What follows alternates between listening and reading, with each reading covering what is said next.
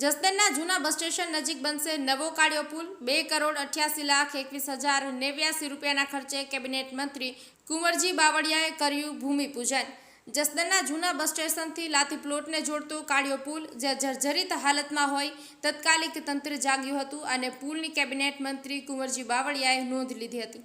તત્કાલિક 2,88,21,089 રૂપિયાના ખર્ચે નવો પુલ બનાવવાનું નક્કી કર્યું, જેનું આજે ભૂમિપૂજન કેબિનેટ મંત્રી કુંવરજી બાવળિયાના હસ્તે કરવામાં આવ્યું હતું।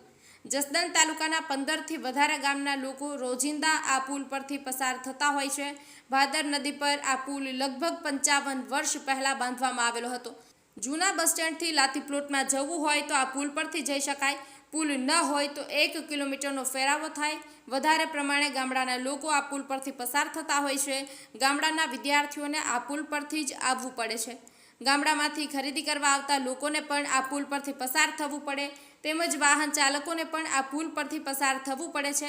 વધારે લોકોને હાલાકી ન ભોગવવી પડે તેને ધ્યાનમાં રાખીને કેબિનેટ મંત્રી કુંવરજી બાવળિયાએ તત્કાલિક જ પુલ બનાવી આપવાની જસદણ નગરપાલિકાને સૂચના આપી દીધી હતી।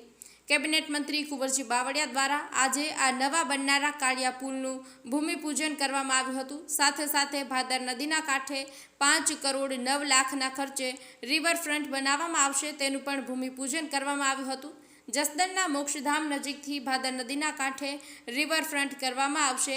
આ કાર્યક્રમમાં જસદણ મામલતદાર, જસદણ શહેર પ્રમુખ, જસદણ નગરપાલિકા પ્રમુખ, જસદણ તાલુકા પ્રમુખ, જસદણ ચીફ ઓફિસર અને ભાજપના કાર્યકરો તેમજ નાગરિકો ઉપસ્થિત રહ્યા હતા। કોન્ટ્રાક્ટર દ્વારા 6 મહિનામાં નવો પુલ બનાવી આપવામાં આવશે।